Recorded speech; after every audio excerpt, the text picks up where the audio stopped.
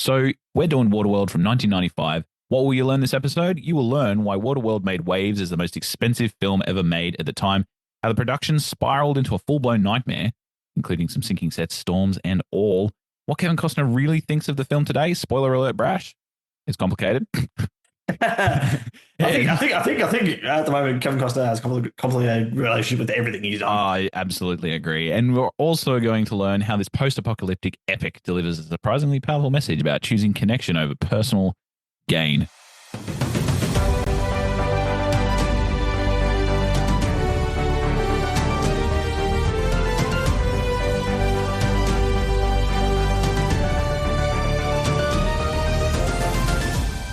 Welcome to the Fandom Portals podcast, a podcast that explores how fandoms can help us learn and grow. I'm your host, Aaron, and as usual, I am joined by the man who doesn't have a name, so death can't find him, but he does have a name, and it's Brasher. Here he is. Dry land is not a myth. I've seen it. Kevin Costner, Waterworld. And that's what we're doing today, isn't it, Aaron? Waterworld. It certainly is. We are doing Waterworld from 1995, the Kevin Costner starred film directed by Kevin Reynolds. This one comes as a special order from our American friends in the Challenge Accepted podcast. Hey, Brasher. Hey, Aaron. This is Frank from Challenge Accepted, and we have a challenge for you. You guys are both Australian, and you guys are famed for the Mad Max movies, rightfully so. They are never miss and always awesome, but I've got an American attempt at Mad Max for you to watch, and that is the 95 film Waterworld. Yes, it's Mad Max with boats. I want you guys to watch Waterworld and let me know what you guys think about it. Enjoy the flick and keep on going. This is a shout out to Frank and Thomas. Thank you very much for giving us this wet version of Mad Max. Yeah. Nothing like a chase on boats on the sea instead of Outback Australia. This movie is about a future where the polar ice caps have melted and Earth is almost entirely submerged. A mutated mariner fights starvation and outlaws smokers and reluctantly helps a woman and a young girl try to find dry land. Now, before we get into any more, we're going to do our gratitudes. Brash, I'll go first. This week, I'm gratitude for. I'm gratitude. I'm gratitude. I'm so gratitude. No, I'm so grateful for the gym. And I say that because it is a good place to go to let off some steam, but also you see all different kinds of people there. And I really get like a sense, I don't know if this is, I don't mean to upset anybody or anything when I say this, but like there's obviously people there who have decided to go there to change some stuff about their appearance. And, you know, I've been going for 2 or 3 months now. When you see those people that are going in there to try and change something, going in there consistently as often as you are, it's just like, go you, man. That's so awesome. And I'm really grateful for places like the gym because it's like as much as people might think it's judgmental, it's really, I haven't found it that way at all. And I know everybody probably has different experiences with gyms, but I'm grateful for the one that I go to and that it can be a place like that for some people to go and, you know, relieve some stress or feel better about themselves. And I think the world needs more places like that. That's my gratitude. What's yours, Brash? Hell yeah. No, that's good because I need to go to the gym. I need to start going to the gym again because I wouldn't say that I'm like overweight or anything like that, but I am gaining more weight than I usually have had. And I want to sort of work that off and sort of get back to how I sort of was a few years ago. Can't be sedentary over 30, can we, Brash? That's it. But yeah, I still haven't done it. So those people who are motivated and go there every week, yeah, good on them. Yeah, come along with me, man. I'll have you. It's all good. Yeah, yeah. My gym's really near my house, but not near your house. But if you wanted to come, yeah, definitely come. Yeah, I was actually planning on after our Melbourne trip. Yeah. I'm planning on sort of sorting that out. So, sounds good. But yes, my gratitude is mostly work colleagues and some of my friends, because at the moment we are very swamped at my work, and especially me, I get absolutely drilled with a lot of work because the parts of the business I look after, probably the most common parts of the business. So I get a lot more jobs than some of the other guys do, which is very stressful. And I'm really appreciative of the people I work with because they've got their own stuff to deal with and they do help me out a lot, which is great. But the main thing that helps me get through my day is that we sit around and we share reels with each other constantly all day. So a little bit distracting, but hey, it makes the day go a little bit faster and it makes it a little bit more enjoyable. That's good, man. It's good to have good work colleagues. Hey, I'm finding the same thing in my new new old role, I'll say, because it's my old workplace, but a new role in my old workplace. And it's, the people make the place, I reckon. It's definitely true. All right. That is our gratitudes, guys. We're going to be moving on to the episode that is all about Waterworld from 1995. This movie was directed by Kevin Reynolds, but some sources say that the back end of this movie, especially the editing, was very heavily influenced by Mr. Kevin Costner himself. He was very tied to this project. He was very passionate about it. It was written by Peter Rader and David Toohey, starring the man himself, Kevin Costner. And I'm not sure if it's Jeannie or Jean Tripplehorn. Do you know Brash? She played Helen. Yeah, I think it's Jean. All right, we're going to go into a little bit about what Kevin Costner thought of this movie in our hot take segment. But before we do, Brash, at the time that this was made in 1995, which is before Titanic was made, which is obviously a very expensive movie, this was the highest and most expensive movie made to date. Do you know how much it cost to make Waterworld? 22 million or something, wasn't it? That was way more than that. Wait, hang on. No, I did it because it only got trumped a couple of years later by Titanic. Mm-hmm. Enlighten me then, because I'm going to guess 250 million. It's $175 million. Oof. At the time, it doesn't like for now, it doesn't sound like that much because we have movies like Star Wars: The Force Awakens, which cost $447 million to make. Jurassic Park: Fallen Kingdom, which cost $432 million to make. Fast X, that epic installment to the Fast and the Furious trilogy, that actually cost $379 million to make. This was only $175 million. Some people say it was closer to $200 million after marketing. It was considered a success because it made $264 million on the box office with $88 million worldwide gross. However, there was a lot of public scrutiny and unrest at the time about this movie, and it was all about how much it was costing. The biggest thing that was a buzz was the fact that this movie cost so much to make. And, you know, Kevin Costner, at the time that this came out, he was a hot commodity. He had just come off a Oscar win, and he was like, he'd done Dances with Wolves, and he'd done Robin Hood, Prince of Thieves, and JFK.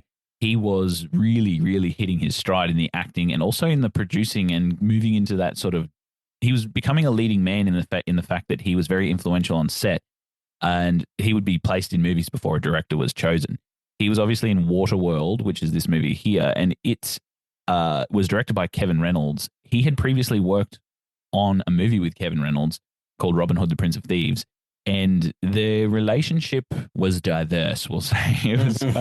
It was tumultuous as the seas of Waterworld because sometimes it was good and sometimes it was bad. I think there was a healthy respect, but in the end, I think there is a very famous quote that Kevin Reynolds says about Kevin Costner in which he should only work on movies that he's directing because that way he can work with his favorite director and actor.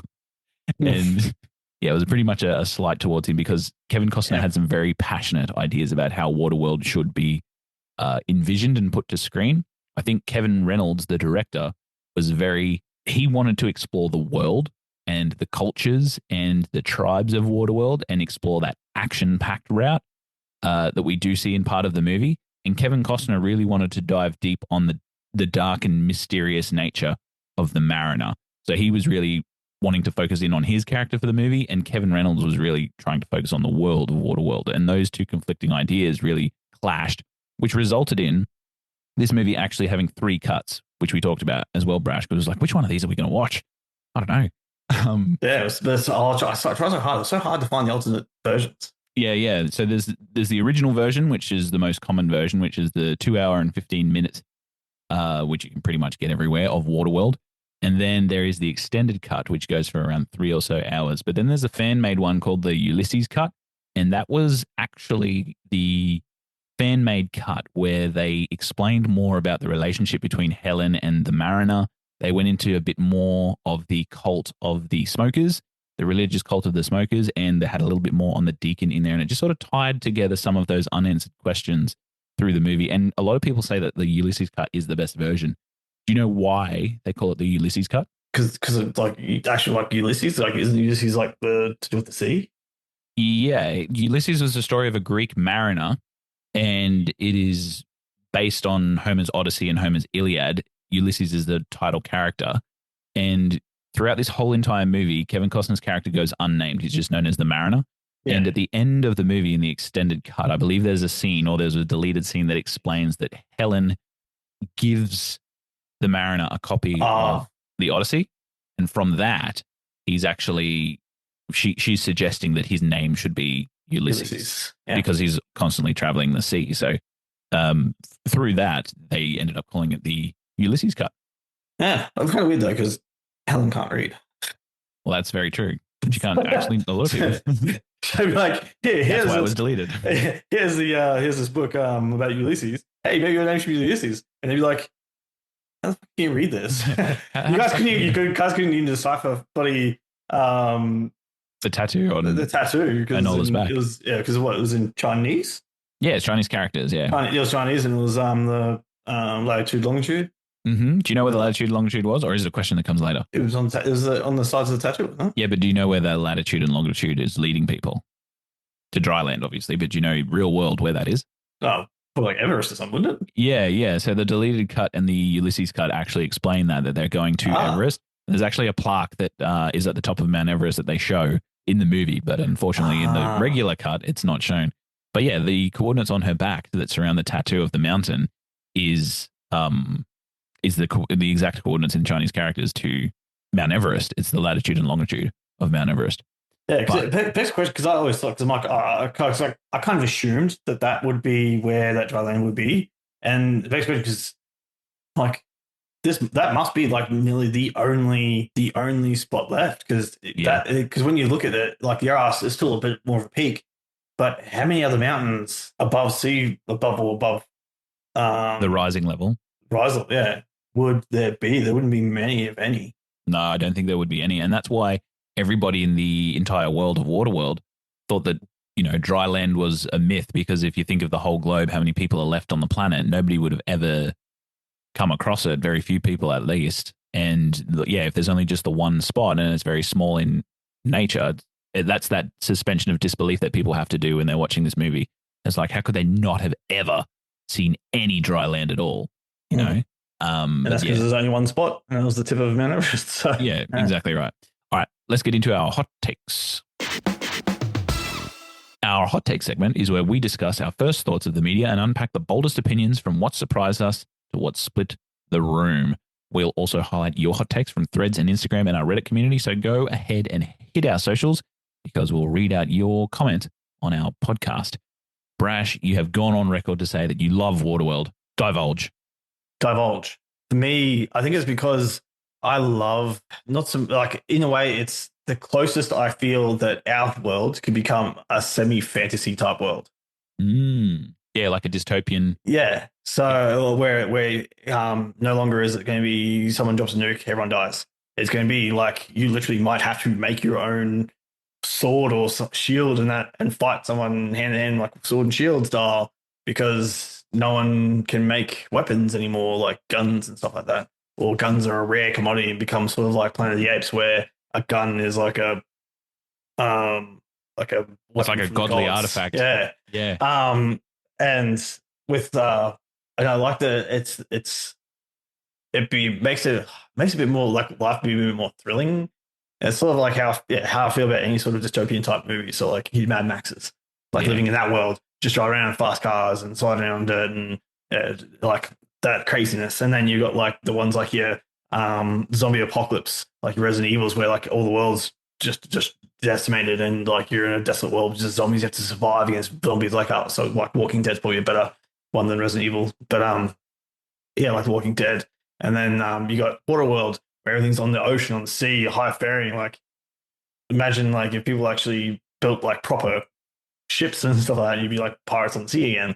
Like all that sort of thing is just like it's different, and that's what I love about it, is it's something different and like it's surviving in like a new environment.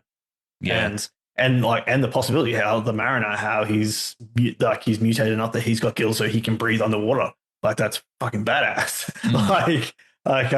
Being able to breathe on water and like that, and he's able to kill that giant, monstrous, mutated shark fish. And it's just and that kind of world and that kind of vibe. It's the closest we probably in a bleak way, also sort of the closest possible way we could get to some sort of like fantasy-esque world where it's more like survival and where you have to you have to go out and scavenge and find things to be able to sell, to be able to make a living and, get to get out of the office. Yeah, good day out of the office. Yeah.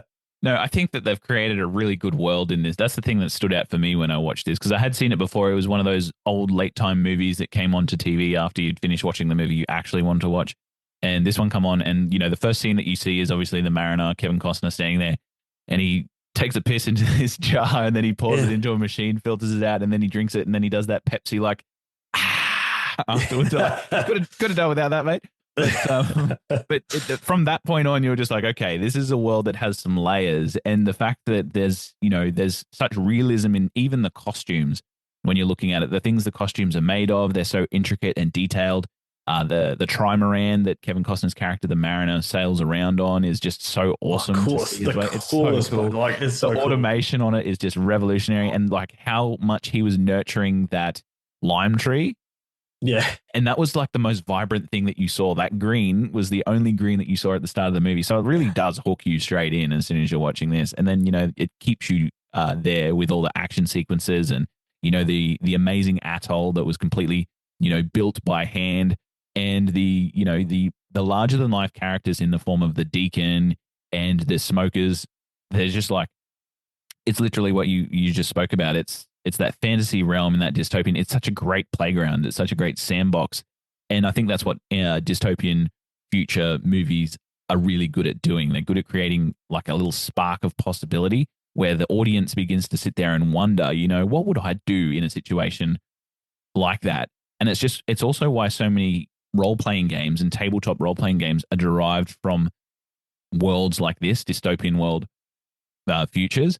And I just liked, you could just tell that there was so much thought that went into this movie, to the point where I don't know if the movie and the story as a whole did it justice, which we'll talk about like later. But there was definitely so many different parts of this movie that you'd look at, and every time there was a scene, even if it was just like a boat on the open ocean, there was always something to look at. Like on the trimaran, there was always something that you could look at and see, and a nuance that was just sort of there or made. In an action sequence, you could look at different things at different times on multiple viewings. And it's like, you're always looking at something different because it's just so big. Like the world is so big. And I think that that's the appeal of Waterworld to me. It's not without its faults, obviously, but I think that the world that they've created and just that ruggedness is really good. And again, you mentioned Mad Max, and Frank and Thomas from the Challenge Accepted podcast challenged us this one because we're Australian, and they were just like, let's see you do a American version of Mad Max on the water, which is why we're doing this now. But yeah, I think that it does plays into that human experience of survivability. Yeah. And it's just, there's also that mystery, there's the narration at the start that says how this happened. Waterworld happened because all the polar ice caps melted. But there's always like the mystery of like, what happened to all of the buildings? What happened to all of the animals? What happened? And there's all these questions that positions the audience automatically to want to continue to watch because there's a mystery to be solved just by making the setting dystopian. So I think that that's probably the best thing of Waterworld too. And I enjoyed just being in it for, 2 and a bit hours. It was good. I liked it. Yeah. And that's another part that I liked is the Waterworld, and which I wish they touched a bit more on is the scavenging side of it. Yeah. You see him sort of scavenge maybe once, and that's sort of at the start when he gets his lime stolen. When he goes down for ages, and then you're like, what the fuck, where's he gone? And then you realize, oh, he's got gills. Yeah. He can, and that's the mystery that ties you over too. But yes, there's always that sense of desperation. Like obviously he's robbed, but then when he goes to the atoll for the first time, he's allowed in because he shows them dirt. You know, and you're just like, dirt, really? What's the go here? So the mysteries keep on coming, and they have questions that you want to answer. And then as you go into the atoll, you see that there's this massive tree there, and you're like, how are they keeping that alive on the ocean? And then there's like a lady that's being pushed into this bog. And then that's just like, there's so much that these people have obviously thought about in terms of the world and how it works and the things that they want to put on screen. But what they did that was clever, which some movies fall into the trap of, is they don't over-explain. For the audience, they don't say, oh, the tree is there because, and they don't have two characters saying dialogue as to how the tree got there or why dirt is so important. it's just sort of played out and the audience isn't treated like an idiot and you figure it out on your own, which is why these movies kind of work so well. But yeah, I loved being in the atoll. I loved the smokers. The deacon was absolutely amazing. He was probably my favorite character, played by Dennis Hopper. His playfulness as well. One of my favorite scenes was when he had those two strung up, and he said, if you talk to me, I won't kill you. And then he ends up going to shoot him. He goes, no, wait, you said if I told you I wouldn't kill you. And he goes, did I say that? Oh, maybe I did say it. Like there's a nuance of like honesty in him and chivalrous. He's like, oh, okay, I did say that. And he goes and gives the gun to somebody else. And he's like, I can't kill you, but he can kill you. It's like when he's getting his eye too. And he's like, so what do you reckon? And everyone's like, oh, we love it. And then it goes to the kid. He's like, what do you think? He's like, looks like shit. And he's like, looks at me and he's like, it does look like shit. He's like, you always trust a kid to tell you the truth. Yeah, that's it. It was so good. Oh, man. And you know what? I only realized halfway through the movie, right, that they're called the smokers and they're always smoking. Yeah. I'm like, that's why they're called the smokers. I thought it was because they left everything they touched in smoke, but no, it's because they're always smoking. And I think the extended cut goes into a little bit as to why that is, because I have no idea why they're always smoking like that. And one of my little caveat questions, right, is everybody thinks paper is amazingly valuable, right? But they're all smoking cigarettes like they're nothing. And what's in a cigarette? Paper. What the heck? We've got all the paper. They're all rolled in paper. Yeah. Yeah. So there's obviously some questions that still remain. But I suppose for them, though, paper, it'd be more sort of paper with stuff on it. Yeah, I think that's actually the point, isn't it? It's knowledge of the world that was. That's what they're really after. It's not just like paper is for paper's sake. But also, paper would be very rare because the whole thing's covered in water, and what happens to paper when it's in water? It gets fucked. Exactly right. It is gone. Very true.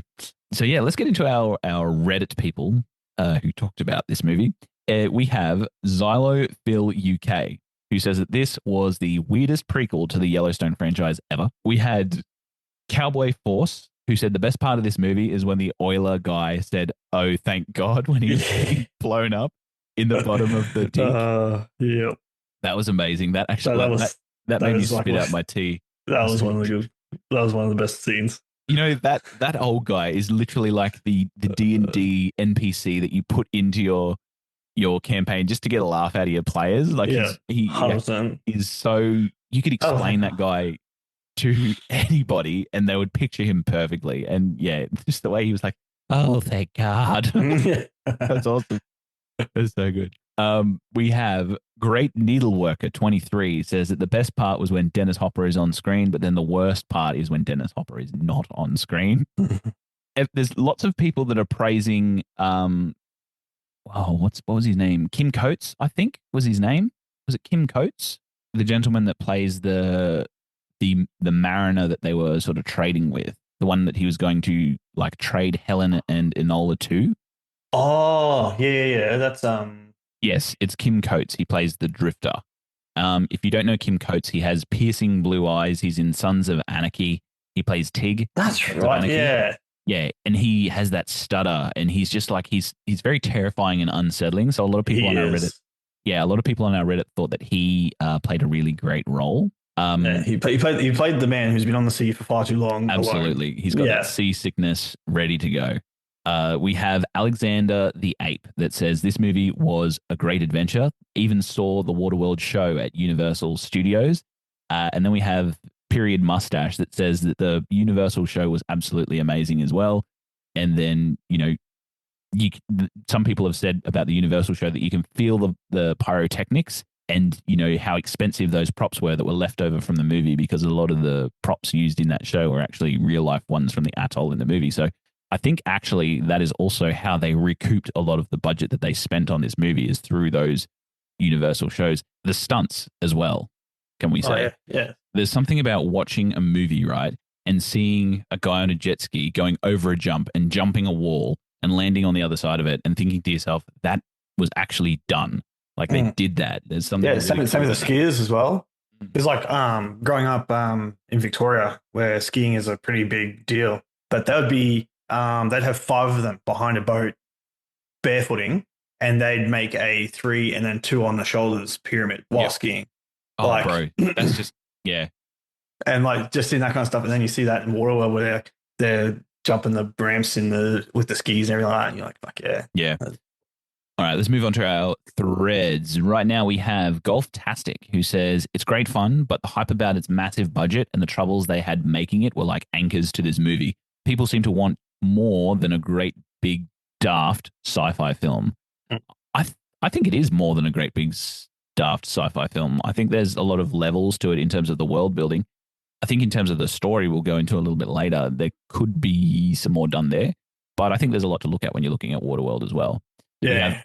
It definitely seemed, or for me at least, it almost seemed like too much. Too much in one movie. Yeah, and I think that was part of the editing dramas that they had, because Kevin Reynolds had his idea and then Kevin Costner had his idea of what the movie should be, and the two don't necessarily mash well together. I think that this as a world, as a sandbox, is absolutely amazing, and what the writers and Kevin Reynolds created is you could tell 1,000 stories in this place. I think Kevin Costner may have had some credit to his point of view, where it's good to have a world like that and then focus in on how one character is surviving in that world. That's a really good way to go and tell a story as well. But I think they were trying to tell a lot at the time. And I think that was the point as well. The Room Upstairs podcast says, I haven't watched it in a while, but when I did as a youngin', it was fire. And I can agree with that too. Yeah, because I watched it.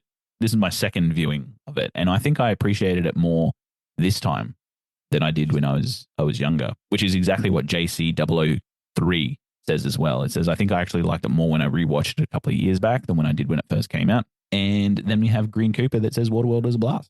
So thank you, everybody in our community, for tuning in to our socials and contributing to our hot takes. Brash, we're going to move now onto a hot take given by a very important and special person, especially in relation to this movie. It is Kevin Costner's hot take on the movie. But can I also point out, though? Absolutely.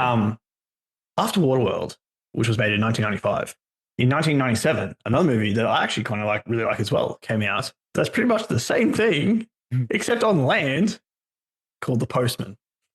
And he was in that one as well, wasn't he? He was in that one, and his character is the Drifter. Kevin Costner had a type. Just want to point that out. Yep, a nameless drifter dons a postman's uniform and bag of mail and goes on a quest to deliver mail. There it is. I've actually never seen The Postman, but I've seen it once. I love it. I reckon it was really good.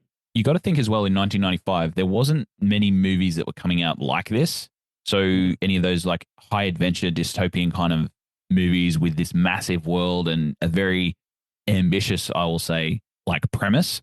Because in 1997, the highest grossing movie of 1997 was the movie, 1995 was the movie Seven with Brad Pitt and Morgan Freeman, which is a crime thriller. And then the second was Toy Story. And then, after that, it goes on to those very, very 90s films that you'd be very familiar with. And the 12th highest grossing movie of the year was Waterworld. So there was definitely a market for it. And I think as word of mouth got out, its perception actually improved.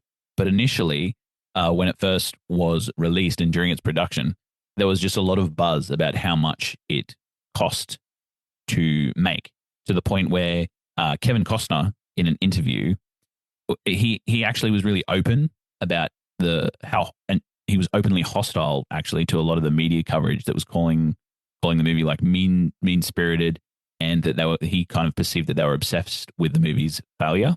And he actually even quoted as well that they weren't reviewing the movie, they were reviewing the expense of the movie. Yeah. And he said he almost believed that the media wanted them to fail. And he compared that coverage to like a feeding frenzy. They kind of got all over it, saying that it cost so much money and that the product it was overhyped, basically. It was hyped so heavily, and the film might have received a fairer critical shake if it was not so. He actually stands by the movie, Kevin Costner. He says that he thought it was a really ambitious project for 1995, and it also kind of revolutionized the way that movies go about like filming action sequences, because Kevin Costner actually said there's no green screen and that we built that world from scratch. And Kevin Costner said to him that kind of meant something, which is why he kind of really wanted the film to do well and really poured a lot into the character. He says that it was one of his most challenging projects ever. And we'll go into why that was a little bit later. But he also said it was probably one of the most fulfilling projects because he got the chance to work behind the camera a little bit on Waterworld and actually sit in a producer's role. He invested quite a bit of his own money into this movie, which means he was more respected to call some of the shots. And that led to him in future being able to be confident in doing similar sorts of leadership roles on other projects, which eventuated to him obviously starring in amazing TV series like Yellowstone. But yeah, he sort of stands by it, and he said so in a 2021 Collider panel interview. But yeah, it was challenging, but he said how the original concept in the world building and practical effects are things that really shaped the modern blockbuster, or well, what shaped blockbusters at the time, and modern blockbusters now really kind of lack that because there's obviously tightening of the belts and things cost money now, and technology and CGI has come so far. But yeah, I think that the practical effects and the stunts, they're probably one of my favorite parts of the movie. Oh, yeah. They used all of Hawaii's like steel reserves that Hawaii had and had to get more shipped in from or flown in from California. And they had to make the runway in Hawaii bigger to accommodate for a heavier planes landing with all this steel they needed to make the sets. Yeah. Man, that reminds me of like that Ron Swanson meme where he's just like, I want all the bacon you have, but you should change it to I want all the steel you have and make Hawaii sitting on the chair. Or, Kevin Costner sitting on the chair asking Hawaii. Asking Hawaii for all the steel they have, yeah. So they used all the steel they had there at Hawaii and they had to fly more in to make Atoll. Yeah, the Atoll was a massive set that they had to make as well. And yeah, we'll probably get into that a bit later as well. But we are going to get into our Fandom Fact Face-Off now.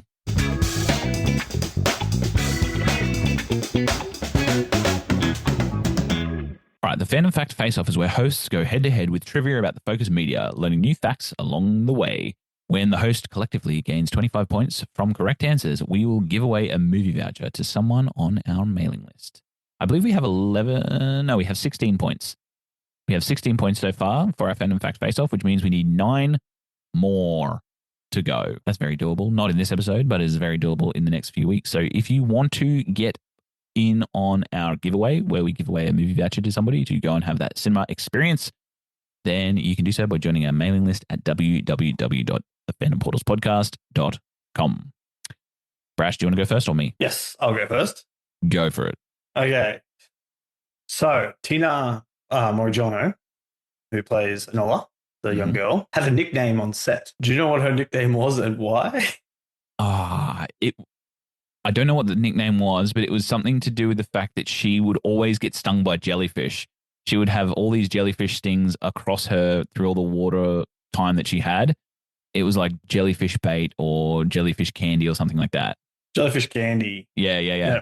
Because she was stung 3 different times during production by jellyfish. And she was like the only one who got stung. So they call her Jellyfish King because it seemed like the jellyfish just loved her. Yeah, wow.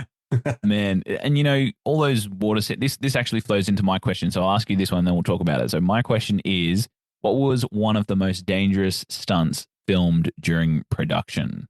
And I'll give you a clue. It has something to do with the trimaran, which is the 3-hulled boat that Kevin Costner's Mariner would go around on. Oh, well, isn't it just because they filmed it on like 30 miles out in open sea?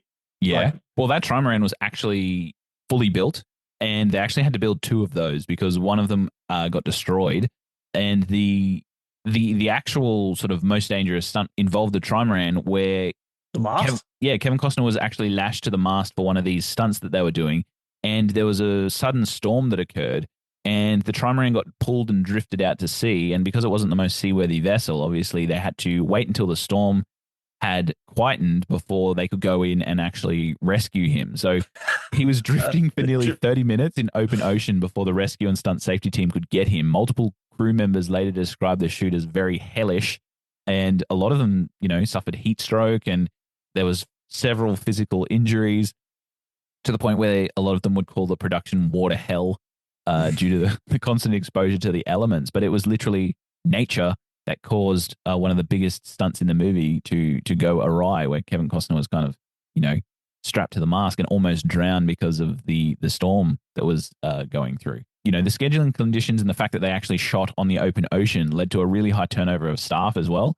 And there were heaps of like key crew members that kept quitting or needing medical attention during the shoot as well, because I think I forgot the exact numbers, but I think it was like 45 people per day would need medical attention for seasickness, especially, and also very severe sunburns was two of the most common things. And also infections from really strong exposure to long periods of time in the salt water. There was also a stunt coordinator whose name was Norman Howell, and he got hit with decompression sickness, which is, do you know what decompression sickness is? Yeah, isn't that when you're having trouble? Isn't it having trouble breathing? Kind of. It's like and when you like get disorientated and dizzy? Yeah. So when you surface too quickly as a deep sea diver, you get this thing called the bends, and you get decompression sickness, and it affects your breathing and affects your body's ability to like pass oxygen through various different extremities. And yeah, because it can be fatal, can't it? Yeah, absolutely. Yeah, he had to get rushed to hospital on Honolulu via helicopter, and they said he recovered fairly quickly, but it was definitely life-threatening sickness. And so he returned to set a couple of days later. Good on you, Norman Howell. I don't think stunt coordinators get enough credit, hey? Oh, goodness. That's why we love that. That's why I love that. The movie. The Fall Guy. Fall Guy. Yeah. Love those. All right. So we've got one extra point so far. Let's go with your next question, Brash. My next question is, this is a bit of a raunchy, funny one. So in this movie, there's no real nudity, but there is sort of a backshot scene of the character of Helen. Mm-hmm. However, Jean didn't want to do the scene herself. So instead, they did something else to find their, and she wanted to be very heavily a part of and find the perfect person to be her stunt double for this sort of half a butt shot. Her butt double. Her butt double.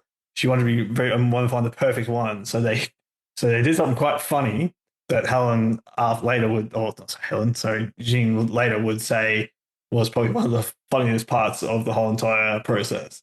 Do you know what they did to find Helen's perfect butt double? Well, I think, I don't know the answer to this one, but my guess would be the only thing that you could do would just be like to survey the butts that you could see around you. So whether it was like a police lineup of butts and she pointed to the one that she thought was the best? Close. They had a butt audition. So sort of like a American or Australian Idol, but with butts. Yeah. And then the final three that would get chosen had to go into Jean's trailer and disrobe so Helen could have a look at their butt. And then after all three had done that, she chose out of those three finalists which one was going to be her butt double. Yeah. And then later on when they had to do that shoot, Helen was there on set to make sure that as soon as they did the disrobe sort of scene, she was there straight afterwards to give her butt double a robe to cover back up again. Very thankful for being the butt double there. For being the butt double, yes. Well, I thought that when I read about that, I thought that was pretty funny, like having their own sort of casting with butt doubles. Yeah, I think that scene also. But the thing is, the Helen was the final. The judge. Jean was the final judge and the person who picked who her butt double would be because she wanted one that looked like her butt. It looked just right. Yeah. I think that scene is actually a really not insightful but informative one in regards to the mariner's character, Kevin Costner's character, because he's obviously being presented with Helen as a way to secure transport for her and Enola, not to throw her overboard. So it sells us a lot about Helen as well, that she's willing to do anything she can to protect this young girl. But also in that moment, the mariner actually sort of declines. And for a moment, when you're looking at him, it's almost like he is going to accept that offer because he is it's in a time of scarcity. So he looks very enticed by this offer, but then he sort of stops, and he stops because you see that recoil on Helen. And later on in the movie, it says that, he didn't accept that because he knew that she didn't want him. And I think that says a lot about the mariner's character very early on in the film, because prior to that, we're only exposed to him being very gruff, very materialistic, very survival orientated. So you could imagine that for me watching it, if it wasn't my first time, I'd probably watch it and think, that seems like a transaction that a character like that would take. But that was like the interesting seed that develops later into the fact that, this character is actually kind of learning a little bit more about, what is actually valuable in this world. So I thought that was good. And I think the other thing, the fact that I think he sort of, in a way, sort of also hates himself being a quote unquote mutant. Yeah. And the fact that if anything were to happen, and that's why, like, when he's in the town, he's like, rejects the offer to have a child with the village girl, the one at the atoll, because he knows that, well, they're going to probably end up finding out that he's a mutant, A, and B, they're very, well, prejudiced towards his kind. And and I think that's sort of also, I think it like holds him back in getting that closeness, because he knows that everyone hates it, and if he were to do that, have a child, then that child's going to have to grow up being hated as well. Yeah. And I think that's also probably was weighing on his mind as well. And it's funny how we can take all of these insights based on the character that doesn't really say that much in the first sort of half an hour to 40 minutes of the movie, and it's just basically on how he interacts with the world around him. Yeah. Which is really good to see, because I also find it very interesting that in a lot of Kevin Costner movies, all of the girls seem to just throw themselves at him all the time. Yeah. It's like, we want to breed with you, Kevin. Yeah. And, it says a lot about, well, I don't know if it does say a lot about him, but it's a bit funny that he's in charge of a lot of the way that these movies come out, and that's just something that keeps coming up. So yeah, but he's also sort of like respectfully declines it. He's always a gentleman and a scholar. Exactly. I respectfully decline. All right. So I'll say we got another point for that. So that's 2 points so far. My next question. We have talked earlier, and it is widely known that director Kevin Reynolds had to leave the production before the film was finished. Do you know the details as to why he decided to leave? Wasn't it just because he had a clash with Kevin Costner?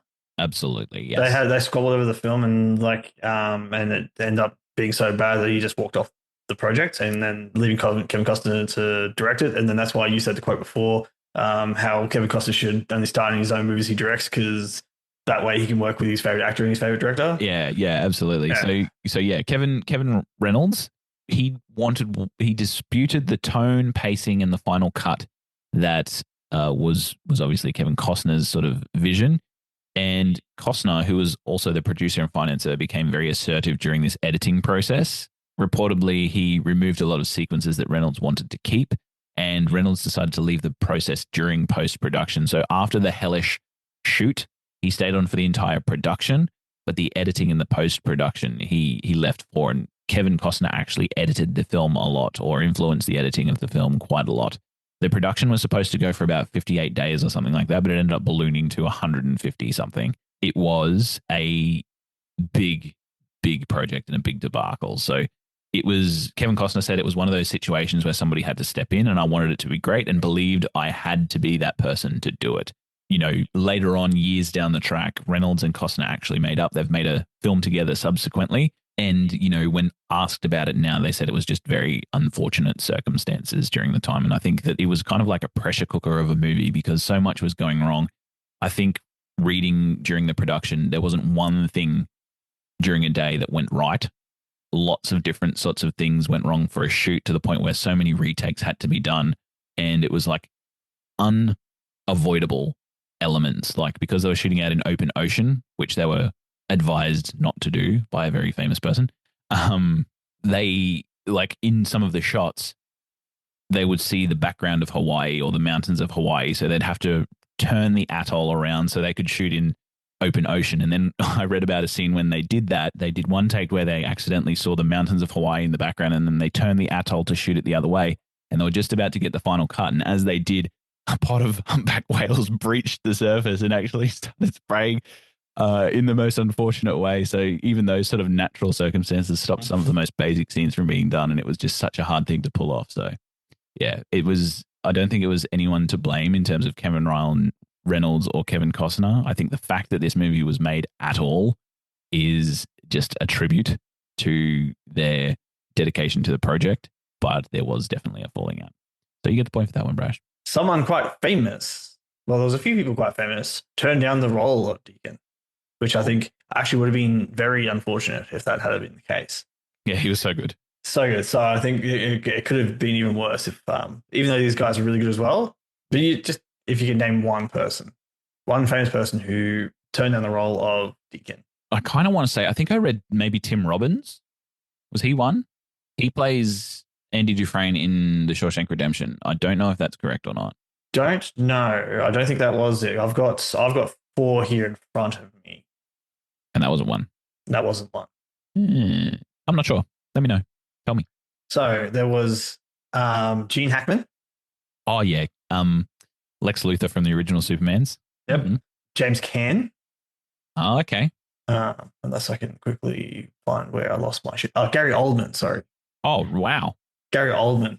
I can't say that he would have done a bad job because he gets lost in every role, but I think Dennis Hopper brings a nuanced sort of comedy ruthlessness to the role, which was sort of funny as well. Yeah. And I think it just fit the setting really well because it was ridiculous enough, but it was also villainous enough that it worked. And that's my opinion of it anyway.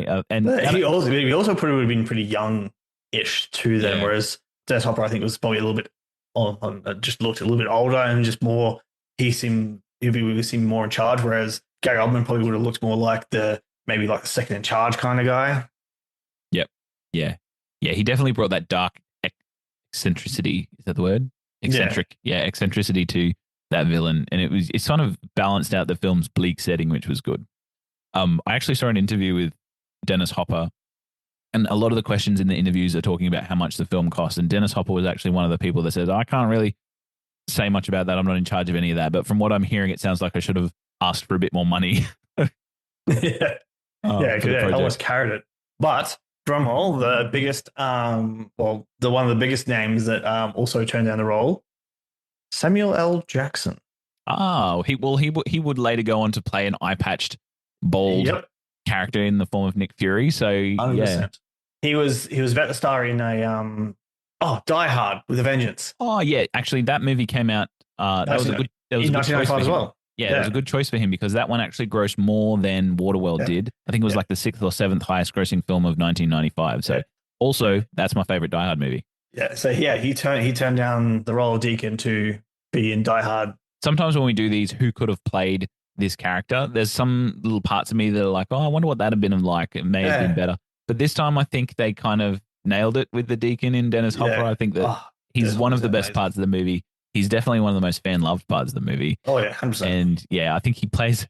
It's a different kind of villain that you see. You know, he's not kind of fully jaded by the fact that the world is so harsh, and he's kind of humorous and funny too. So I thought I like that. I like. He seems to kind of almost love it. Like for him, it's like a playground.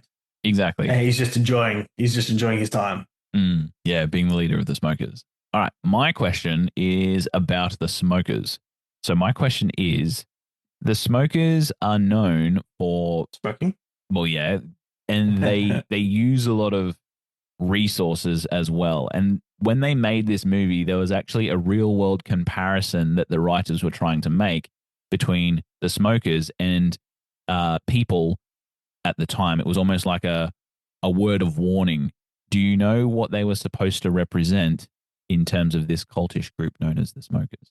Ooh, I think you might have got me on this one. I assume if it's representing at the time, maybe like gangs popping up or something, maybe? Yeah, close. It was actually to do with consumer excess. So using lots and lots of unnecessary items that would damage the world. So, for example, they always use fuel, they always use firepower, they always smoke cigarettes, they always do things that are damaging the ozone layer. And it's almost like a little nod to say, you know, this is kind of what caused this dystopia in the first place. They were always using those pollution era vices. And it was almost like this satirical kind of stand-in for overconsumption and environmental disregard. Makes more sense. Yeah. Whereas Kevin Costner, the Mariner, he's purely sail-based, like using the wind, and it's like all the what do you call it, the propeller you have at the top there. It was all natural. And everyone else is all natural as well, and they're the only ones that sort of are like he uses like fuel and a car to drive from one side of the boat to the other. Yeah, exactly. Like it's that kind of excess, that satirical kind of excess, and that sort of expulsion of natural resources that, quote, led humans to this fate.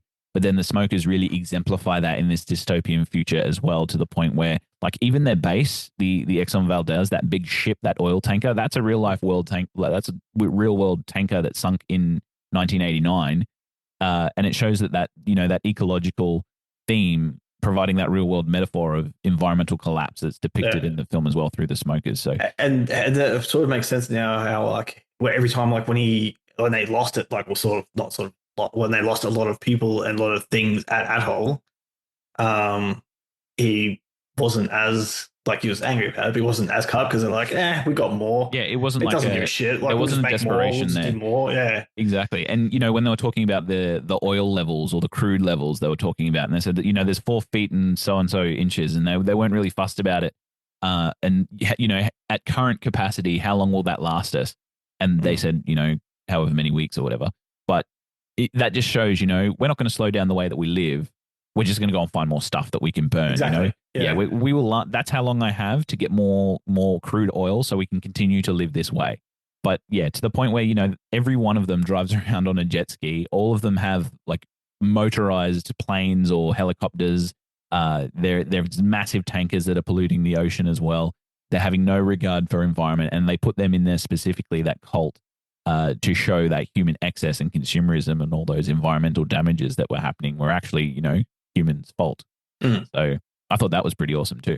I know, it's really good. Like, I didn't really even think about it that way with smokers, which I think is a shame, and why I thought there was too much happening in the movie, like too much happening at once. Like, it'd be so much cool to expand and like learn more about each of the factions, each of the group of people, because you realistically only see the people of Adol. You see the smokers crew and their big ship where they live, and then the only sort of other things you see the other couple of drifters that meet Kevin Costner's character, and then you get to that outpost that the smokers have already raided and killed everyone on.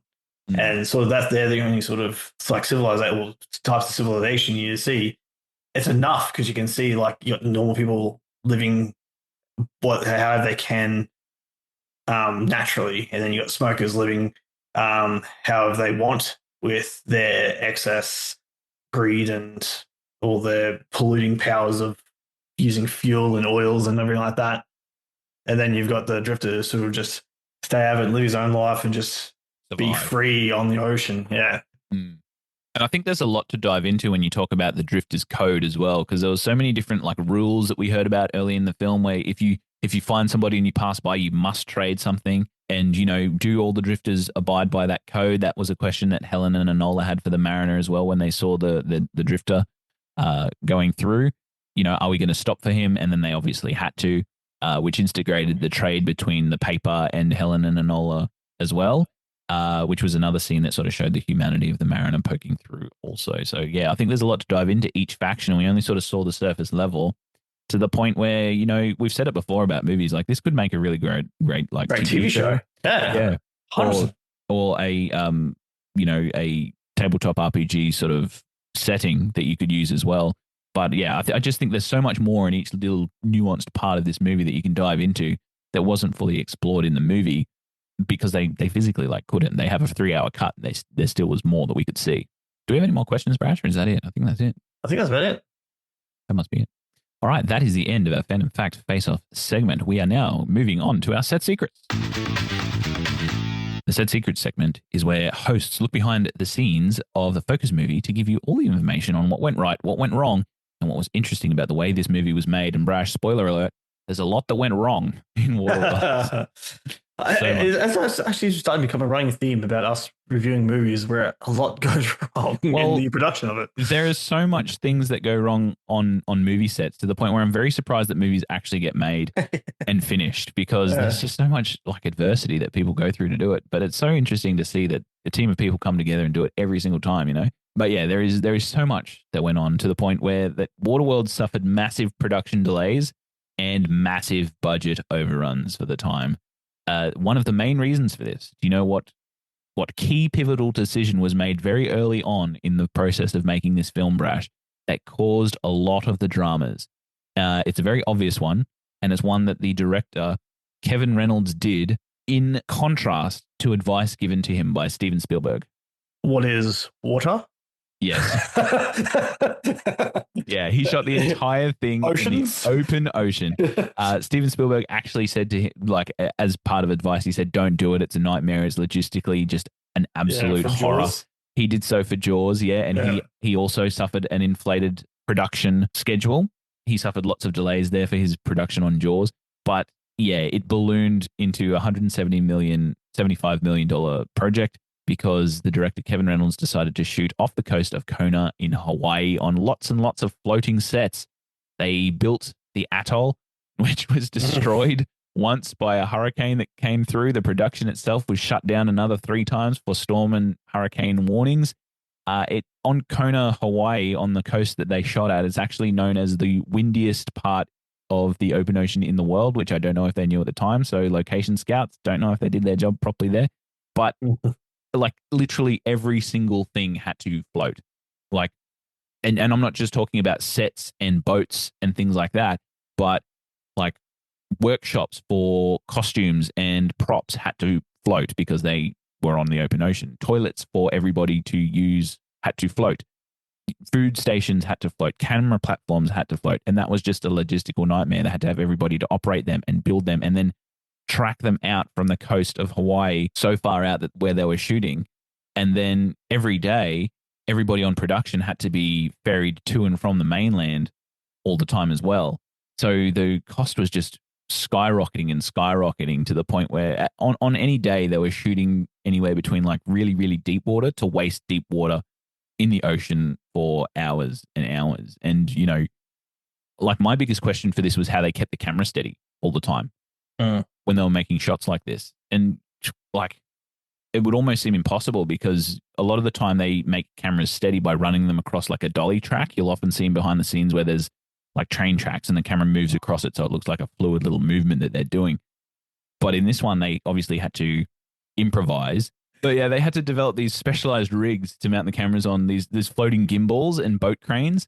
And a lot of helicopters were obviously used for tracking shots, which was big on the budget as well. There's just, you know, there was lots of groundbreaking inventions that influenced how films were later shot, like films like Castaway and even Pirates of the Caribbean when they were shot on open water as well. Waterworld did all the running, so those movies could walk, basically. Yeah. One of the other big things was when they were making shots and doing shots in the film, they had to avoid like rotor wash from a lot of the boats that went by and jet skis and things like that because, and then also natural things that were occurring in the ocean were just hard to avoid. It was just a nightmare just because they decided to shoot it all on open ocean and not on a stage of any kind. And you know what? This is going to sound bad, but I'm glad they suffered for it because I like the fact that it is real, it is done on ocean, that I can watch it and it pays off to me. Like 100%. And what they get for it looked cool. It did. Absolutely. It looked very, very cool. 100%. And we're talking about it now. To a Waterworld, and I'm forever grateful for that. Yeah. And we're, 30 years later, we're talking about this movie still. And we're very appreciative of the efforts that you went through because revolutionizing the cinematic experience for anything shot on water since, but also, it was done on a green screen at the time. I think the CGI at the time was just developing. They've just made Toy Story, which is the first full-length feature CGI film. CGI in this movie, Brash? Yeah. Like well, they didn't really do much. Like I think it was like the part of the land, like the background of the backdrop of the land, and maybe the fish creature. Yeah, when they went underwater as well, that one was shot in a tank, and the actual cityscape underneath was CGI'd in. The fish scene, it was cool, Brash, but do we need that? Do we need the fish scene?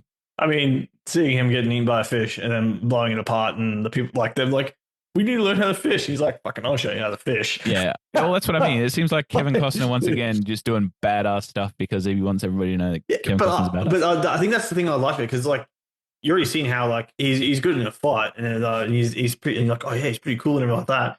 And then, but I think this just shows his, command of the ocean and just how much of a badass he is. All right. That makes me shift towards the Kevin Costner side of it, looking at the character of the mariner and seeing how. Yes, that scene was. If we forget about maybe Kevin Costner's ego, if we should maybe not think of that, but just think of the character of the mariner itself, it makes the mariner seem like because what I get from the mariner is that he is the embodiment of someone living on the ocean.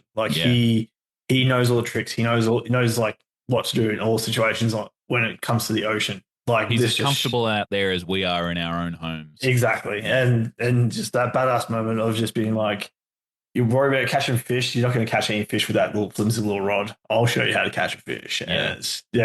And it's just a badass moment to show that the mariner is who he says he is. Yeah. Okay. Yeah. All right, Brash. I agree with you here. I think that scene was now necessary. Yeah. To those fish haters out there, that's why. He is like Aquaman. Yeah, 100%. And I think a lot of the movie Aquaman was kind of, you could base a lot of it on the mariner and a lot of the things that he was doing in that way. Because, yeah, as you said, command of the oceans, absolutely and completely there. He was fully comfortable. A lot of the underwater scenes in this movie, obviously key to the point where he was showing Helen what happened to dry land and why he doesn't believe in dry land. So he had to take her down in that little jerry-rigged machine that he just happened to have for little things. Like that. Not that he needs it, but yeah, he has it in case he needs to take tours. Yeah, exactly. Like a guy that never needs something like that just has it handy on his little boat there. That's cool. But this might be also something that's explained in the extended cut, but we didn't watch that one. So to us, it was weird. So we don't know. Yeah. But yeah, I think that those underwater scenes was shot in a tank. It was specially built at the time, and there was lighting systems that sort of had to be put in there and allowed for better visibility and safety for the staff. But it was also very, very expensive when they had to make that as well. So it was very hard to pull off because the device they were using to have air in it while Helen went down into that got very foggy very quickly. So visibility was hard to see the actress's face through the actual screen. But one of the hardest things, and something that I actually sort of questioned as we were watching it, was the costumes. We said how amazingly intricate those costumes were and how they looked like they were so hard to make because of all the intricacies in them. But there was actually dozens of identical costumes. So the mariner had like 12 different mariner costumes and they were all the same. Do you know why they would have done that, Brash? Simplicity. Well, yeah, simplicity, but for continuity as well. So because they were shooting on the ocean, all of their sort of sun-damaged garments, they had to sort of swap between takes because they were either waterlogged or for continuity's sake. If somebody got wet, for example, but they needed them to be dry for the scene, continuity-wise, then they'd have to swap the costumes over. Yeah, so they'd have a dry costume to go over. So, they were all soaked and torn and discolored from the salt water and the sun exposure. But yeah, the wardrobe department had to have multiple duplicates on hand, and they all had to be manually aged and dyed to match each other. So the costume department did an amazing job on this movie too. Did you notice the mariner's necklace is actually a little part of a circuit board? Yeah, I did. And, bro, one thing that did annoy me about the mariner's character, and I don't know who approved this in the costume department, but they definitely didn't take people into account that like focus really hard on movies and get fixated on one particular thing, like me. They didn't account for the earrings that he was wearing.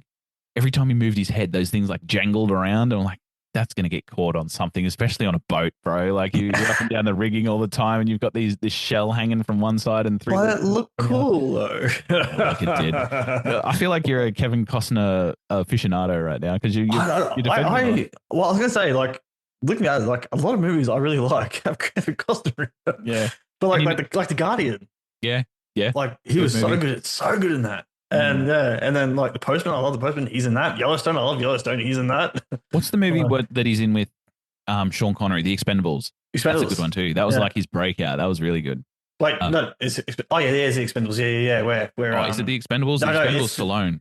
Yeah, Stallone. No, Untouchables. Yeah, that's it. The Untouchables. Yeah. Yeah. They're about the gangster, like the cops who go against the gangsters and that. Yep. Yeah. I think that this just all of these production issues really make me appreciate the film so much more.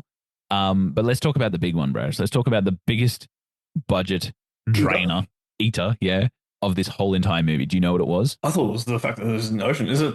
Was it? That's what caused a lot of the issues. But what's the thing that they spent the most money on in this movie? Steel. No. Well, yeah, kind of. It was building the atoll. Yeah. Yeah, the sets, obviously. Yeah, there's still pontoons. They measured over, like, they were 400 feet in diameter and they weighed over 1,000 tons. They had to make two of them because one of them got dredged down by a hurricane, and they tried to retrieve it and pull it back up, but it obviously wasn't able to be salvaged. It was made of modular steel structures, and it was supported by floating pontoons as well. and it was assembled off the coast and constantly monitored for buoyancy and stability during that time. It was, repairs took a number of weeks and millions of dollars to do after it was, damaged by a hurricane, and it ballooned the budget so much and added to lots of set drawbacks as well. But it was a milestone in practical set production, and it is not like it's a complete waste because it is being used in the sets through all of the Universal Waterworld shows now. And, 30 years later, still a staple of those parks. So I have a feeling I've watched one of them here at Waterworld. I know that they do one here in Australia on the Gold Coast, but it's almost like a police academy one. Yeah, I don't at Movie World. I'm sure they did a Waterworld. I'm sure I've seen a Waterworld version at Waterworld. At SeaWorld. SeaWorld, so yeah. Yeah. Well, no, we have Waterworld here now too, don't we? We have White Waterworld, but that's more like water slides and wave pools and things like that. Okay, so I'm sure because when I went there when I was 6. This would be a year after the movie was made, and I'm sure there was a Waterworld. They do jet ski stunt shows and things out there. Yeah, maybe that's what you saw. Maybe that was it. Maybe you just saw people riding jet skis and you're like, Waterworld. Oh yeah, maybe. All right, let's go to our most valuable takeaway. This is the Heart and Soul of the podcast, where we break down the one thing that hit hardest, stuck longest, or taught us something new from what we just watched. It is our moment to spotlight the takeaway that made us think, feel, or see something differently. This is what we learned from Waterworld in 1995, starring Kevin Costner. I actually messaged you for this one, Brash, and I was like, what did I learn from Waterworld? I don't know. I was just so involved in the world that I was like, what? It was a cool story. Yeah, it was a great movie with a cool story. 5 stars. But you actually come up with a really good one. Do you want to share it? Yes. So I believe what I came up with was you better remember it word for word because it was gold. Word for word? Word for word. Not word for word. I think my word for word was also pretty terrible. No, but long story short, prioritizing friendship and camaraderie over immaterial and material goods and useless trinkets that can be replaced. Yeah. So the real treasure is friends. Family. Yeah, family. No, yeah, the true survival isn't about, just staying alive. It's deciding who you're going to stay alive with. And it was that mariner's choice to start valuing people over profit. And it's eventually what kind of saves his soul in the end and gives him that gift of morality while he's adrift. It was almost like the missing piece in his life, wasn't it? Because he could survive really well on the ocean. He was really adept at, seafaring, and he could make the best deal ever. He was always able to get greenery and live a nourished life, but he didn't truly come alive until, he started connecting with Helen and Enola. In this world where every scrap of earth is literally a currency, like paper is currency, dirt is currency, a little trinket you find, like a shoe, a boot, like a shitty old boot that you find on a mariner's outfit is currency. Everything is currency and more valuable than gold. Human connection has become really rare and almost undervalued. It's like a costly luxury as well, because sometimes it can kill you in this sort of world. Like trust is not something that is it's non-existent basically. And compassion is dangerous as well. If you're nice to somebody, you don't know what they're going to do to you back. Like the mariner, for example, gave compassion and curiosity to the man who stole his limes at the start, and he was basically lied to straight away. So it sets you up in that sort of way straight up to say that this world is untrustworthy. It is very dog eat dog. It is not a place to raise your kids, basically. Everyone's seen in this as a potential resource to be exploited, whether it be for trade, protection, power. Everybody is using everybody basically in Waterworld. So when it gets to the point where the mariner actually meets Helen and Enola at the start of their relationship, that's the exact same thing, isn't it? Because the mariner's trapped in the cage. He has a need pretty much for the first time that we see anyway, or possibly the first time in his life. He needs others for something. He's not sustaining himself. He's not surviving himself. He needs somebody else to help him. He's trapped in that cage. And, Helen and Enola rescue him under the proviso that they are to be taken with him. So it's very transactional at the start there. But there's like a change that happens throughout this movie where he begins to start to realize as well that connection is more valuable at this point. And there's a few of those moments in this movie. Do you remember any, Brash? Yeah, well, the biggest one that stands out for me, I think, is when he starts getting empathy for Enola, the fact that she can't swim. Yes, that's such a good scene. And The then water dance. The water dance, yeah. Mm. And then when Helen wakes up and he is sort of all like laughing or giggling and screaming and laughing, and she's like, "Oh shit, he's coming." He's drowning her. Which isn't so out of the box because he literally said he's going to throw her overboard. Yeah. And it was so black and white for him too. It was just like, I only have rations for 2 days. It'll slow down the speed of the boat. We need to ditch her. Like, it was cut and dry. Yeah, 100%. So yeah, it was beautiful. And then also the fact where when this is when he first really starts to start getting along with him, he gives Helen back when Helen's like, "Oh, I found Enola had this still. I thought I'd give it back to you." So she goes from there, and he's like, "It's a loan. It's not hers. She can't keep it. It's a loan." Knowing full well that the more she uses it, the more it's going to disappear. Yeah. Oh, the crayons. Yeah, the crayons. Yeah. So because Helen goes to give him back the last crayon that Enola had, and she's like, "You won't ever do it again." And he's like, "It's a loan. She's not keeping it. I want it back, but she can use it, even though he knows full well that if she uses it, it's going to disappear." I think in that moment he was trying to keep up his tough exterior, but he was definitely starting to connect and soften up. And I think that like that's a perfect moment for it because he gets no return investment from giving that child that crayon. Yeah. He gets nothing back in return, physically at least. And his whole life he's been used to trading one thing for another and trying to get the best deal. Yeah. So that was such a moment of growth for him to actually go through a transaction that was pretty much charity. Yeah. So I think that's perfect. And then also, again, when he started to connect with her even more was during that swimming scene. It was almost like almost like an intermission or a break from the harshness of this movie, but also the world, because it was undershot. There was beautiful music. The light was really tranquil. There was silhouetted figures as well. And they were joyful, like they were playing throughout this entire scene. So that was probably one of my favorite scenes that showed a lot about the Mariner. And I actually think that one was influenced and edited by Kevin Costner. So there's a tick for old Kevin's cap there. Put that one in. So, and that if without that scene and without those little moments, I think the moment at the end where he's holding that fire stick over the oil drum, it wouldn't have as much weight. And when he talks about how he would in fact risk all of this for his friend, why would you do this for my friend? She's my friend. Yeah. It wouldn't have held as much weight or made as much sense. So yeah, I think that his slow journey into that connection is he realizes that yes, he will get something out of it, and it's that feeling that he gets being connected with other humans as well.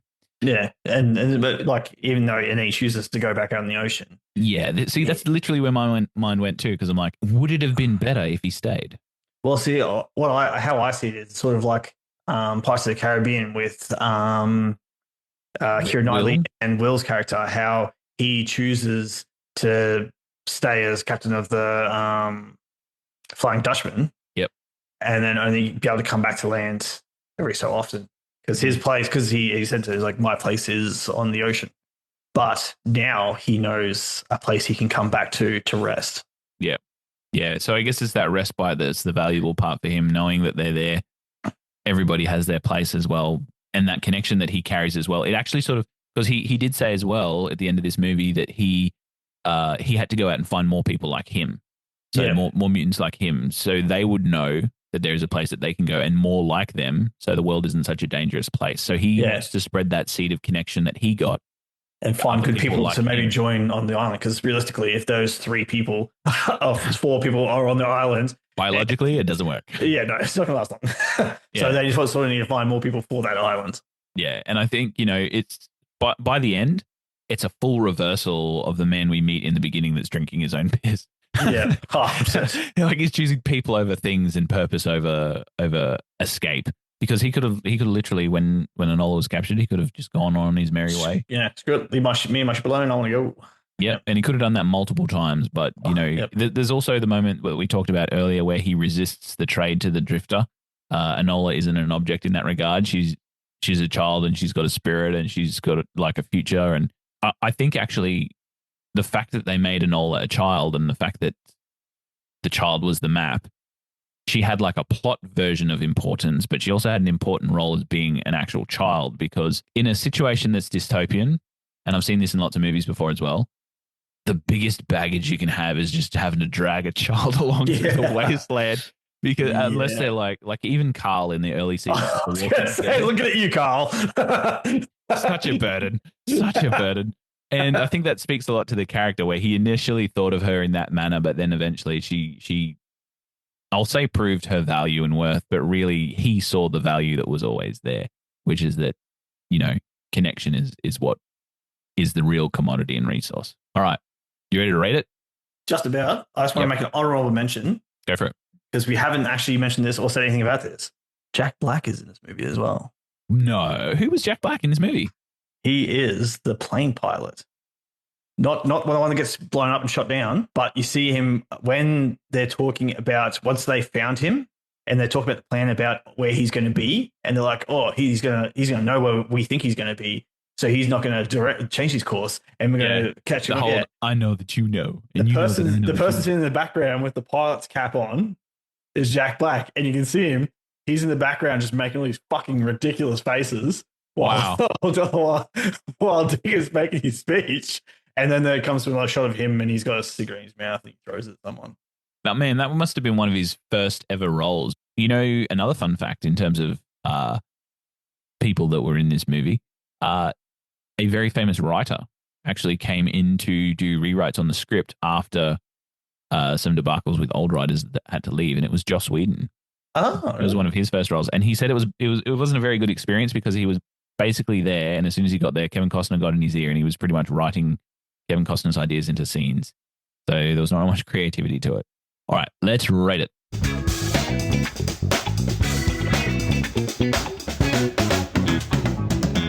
Time to rate it and rank it. Each host gets 5 stars, 1 for each category: story and script, characters and performance, direction and tone, visuals and soundtrack, and overall enjoyment. If the movie nailed it, it gets a star. If it flopped, it gets no star. If it almost stuck the landing, it gets half a star. At the end, each host lands on a personal score out of 5. We take the average of that and we update our official Letterboxd on a board. If you want to follow that along, it is on our Fandom Portal's Letterboxd. You can track anytime. Let's see how we rated Waterworld 1995. It's a messy but majestic aquatic epic. Brash, you've said you liked it. Are you biased in this one? What do you reckon? I wouldn't say I'm biased, but there is a bit of nostalgic love for this movie for me. So okay, keep that in mind, everybody, when you're hearing Brash's rankings. I will be professional and unbiased. No. All right, so story and script. I'll go first for this one. I gave it half a star. The world building is imaginative and immaculate. It's well realized. The costumes are awesome. The plot is a little bit disjointed, though. A little bit predictable. Story's a bit thin. Same as all like the Mad Max movie that it's kind of based off of as well. The story is a group of people are in trouble and need to get to X place. Like that's basically it. So the world building is absolutely immersive. I can't fault it. We weren't given enough of it, but I think that there's enough depth there to keep me curious as a viewer. So in terms of story, I gave it half a star. In terms of script, as in the way that the movie plays out as a story, not so there for me. But some of the lines in it, very quotable, very awesome. So if I could give 3/4 of a star, I would, but it's half a star for me. What about you? Very much the same. Half star. As I said, like I think it was too much in one hit. Yep.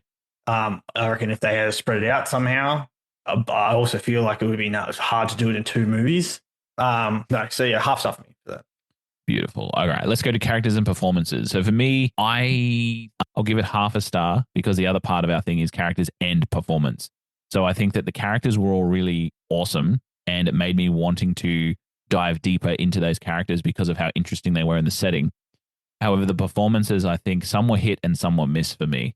Like Dennis Hopper's was amazing and pulled off, but I think some of his lackeys and some of the extras in that regard were a little bit too slapstick and over the top to be villainous. It was almost like if you change, actually digressing. Yeah. If you change, think about it. Yeah. Yeah. If you change all of the characters, he himself is pretty slapstick, and then all his followers are just extensions of him. Well, that's exactly right too. Yeah, look, I'm going to give it a full star. I think that the characters and the performances in this is good. Like Kevin Costner's performance is gruff and nuanced, but it's supposed to be. And then when he opens up, he's like the dad that doesn't want the dog. Yeah. And then he gets the dog and he loves the dog more than anything. So I'm going to give it a full star for characters and performance. He is what I wish the Mad Max character was a bit more like.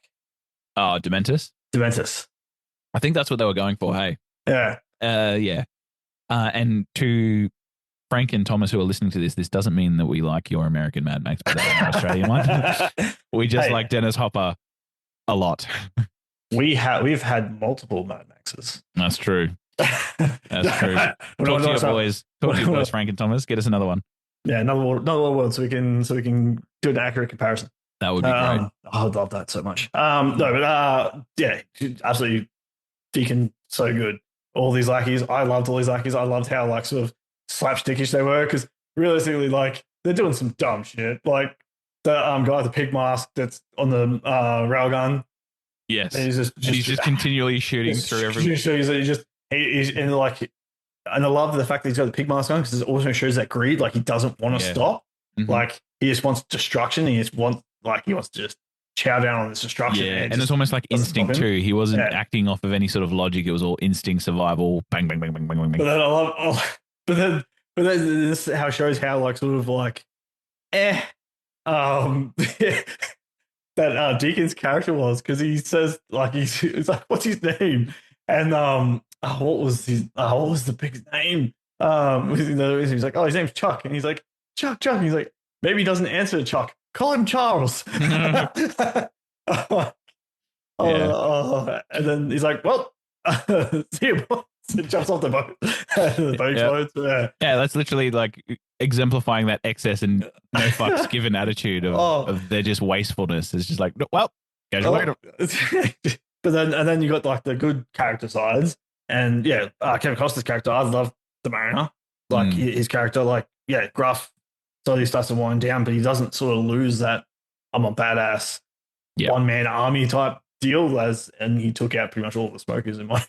But blew up their ship and everything like that. And then even like Helen's character. I liked Helen's character as well. I really liked the character of Helen. Like Jean did an absolutely phenomenal job. I did hear though that because Kevin and her worked on a thing previously and not too long ago, and they were sort of a bit on and off with their friendship. Yep. So to say. Well, I think during this movie as well, Kevin Costner was going through a divorce. He was as well. So that's literally just another thing that piled onto the fiery heap of shit that went wrong in Waterworld. Production issues, all the hurricanes, everything. Yeah. Also, Kevin Costner divorced. It was just a hellish time for everybody. But she did a marvelous job. I thought she was really good. And then, but then there's Nola, a child actor. Okay, here we go. Phantom Portals regulars, you know how this is end. How'd you go? I fucking loved her. Hey, there we go. So good. She was so good. Oh, I like the character of Nola, like Tina, just knocked out of the park. Yeah, I think she did a good job too, especially in the scenes where she was the little girl combating the deacon and the lackeys and just saying all these nightmarish things about the Mariner, like he's a man that doesn't have a name, so death can't find him, and like all that kind of stuff. He's coming for me, and when he does, it's just all those things a kid definitely would say, but she delivered it with such like, and the way she's like, she's always like in a way, like she knows she's doing something wrong, and then still sort of do it, and sort of just like, and then you see like it's almost like testing the Mariner. I'm like, you little brat, I love it. Yeah, no, so yes, no, Nola was really great, and I have to give this a star. Very good. All right. So full star from me, full star from you for characters and performance. Direction and tone. I gave this half a star because I think to pull this project together is just a feat of direction, but there was obviously some creative differences tonally between Costner and Reynolds, and that can be seen on occasion through this. I think that, mixing those large-scale spectacles with the emotional beats is good. But I think that the struggle for the production and to have that cohesive tone was something that, for me, I gave it half a star. What about you? It's hard because when it comes to like the smokers and when it like focus on the smokers, perfect. Like they did, like there was such good direction they went with them was perfect. But then you do see with Kevin Costner and their section of the movie. Like there's parts where it's like, they're dragging this out a bit. Yeah, like they could. I think that was the emotional beats that they're trying to do. And I'm like, they lingered on scenes a little bit for the art house appeal. That's what I mean by the tonal differences there, because there was high action spectacle, like jet skis jumping over shit and explosions galore and someone bungee jumping out of a balloon to pick up somebody out of the water while 7 jet skis crashed into each other. But then there was also those emotional beats of Helen and the mariner sitting on some wreckage and just sort of lingering on gazing eyes for a little bit too long and that kind of thing. Like it was almost like some people wanted it to be a character-driven period piece and others wanted it to be a action blockbuster, and that didn't quite marry well. It was good, but it didn't marry as well. Yeah, like that's, I mean, and there's like, and especially like the jumps you get, because you go to the jumps from the mariner scenes that are all they like the start of the scenes and the middle parts of the scenes with the mariner and Helen and Enola were all really good, but then at the very end it sort of just it falls into a lull, and then snap, you're at the smokers and there's shit going crazy everywhere. Yeah, and then it's bombastic like, and larger than life, and they're playing like shit. what was the music they played when the deacon was like driving through the atoll? It was like Bad to the Bone or something like that. It was like the ZZ Top or something. It was it went from them just drifting in silence and nothing, and then all of a sudden it just went bang to this where people are like banging on metal, like making shit and making bullets, and kids running around smoking everywhere, and it's just they didn't merge the cut scenes well. Yep. I don't think. Yeah. So half a star for you because of those inconsistencies? Yeah. Okay. All right. So that means you and I both gave it half a star for direction and tone. Moving on to visuals and sound. For me, I gave this a full star because everything looks real because it is real. They've built it all from scratch.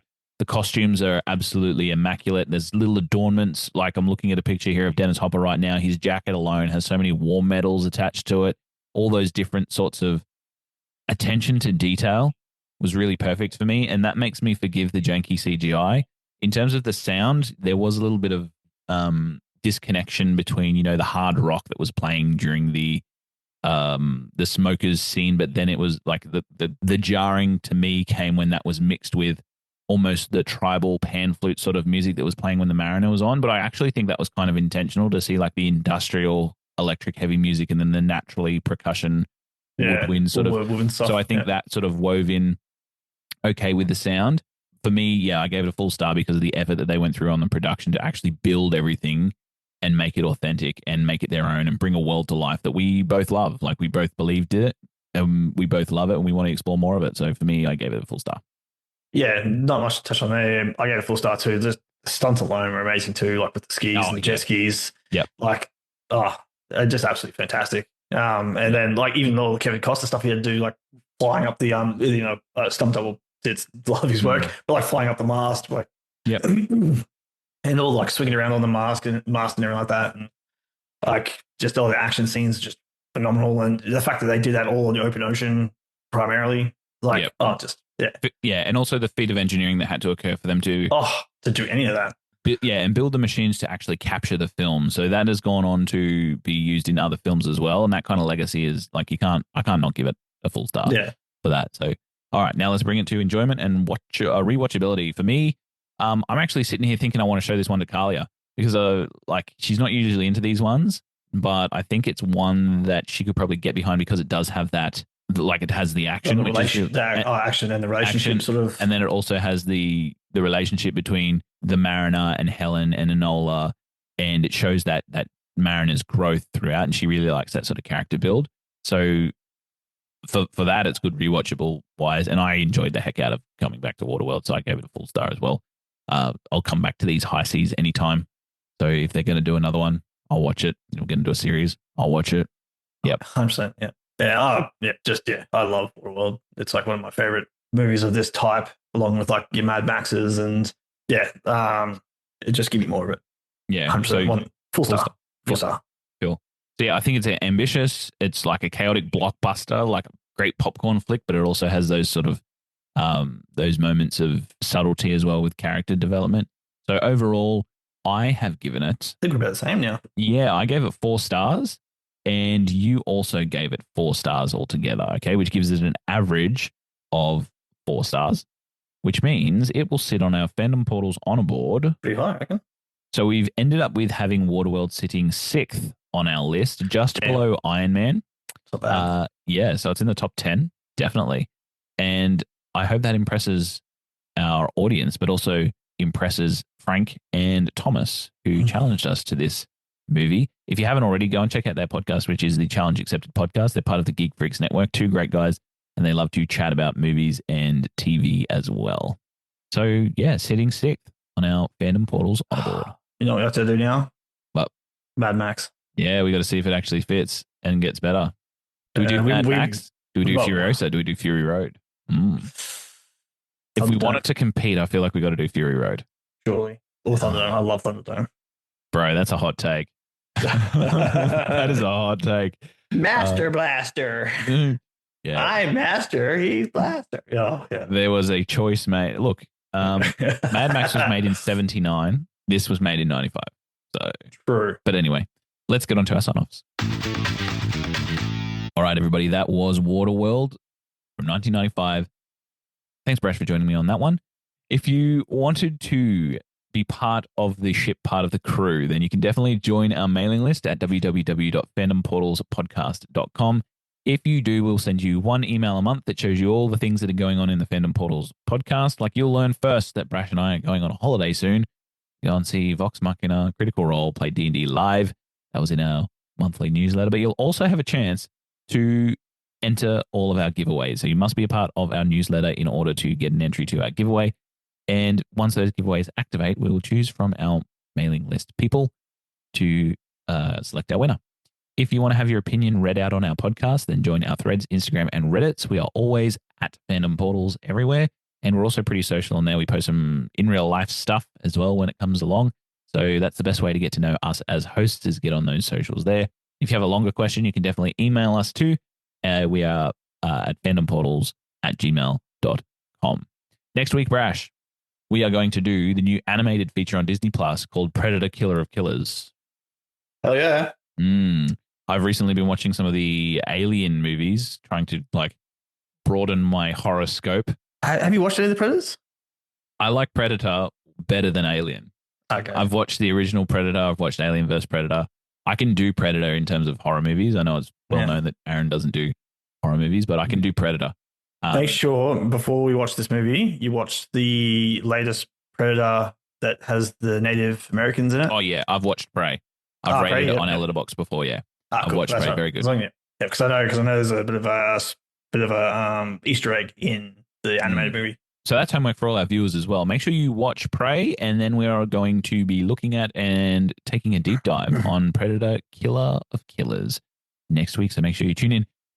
Keep learning, keep growing, keep loving fandoms. And if you did love this episode, guys, please, please, please share it with somebody who needs to give Waterworld a rewatch, because word of mouth does a great thing for small podcasters like us. It spreads the word, and we'd love to hear from all of the people in our community. So that's it from me, Aaron, signing off. Brash? Just remember, dry land is not just our destination. It's our destiny. Peace. See ya.